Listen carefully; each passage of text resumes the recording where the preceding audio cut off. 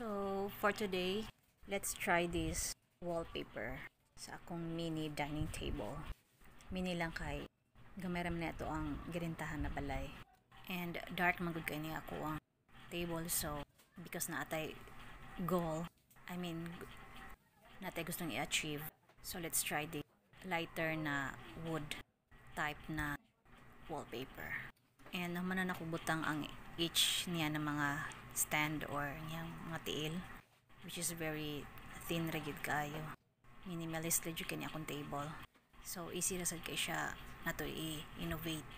And somehow ganahan ko sa color. Although ganahan ako mas lighter para mas wood ang yung effect, but wala jud ko kakita.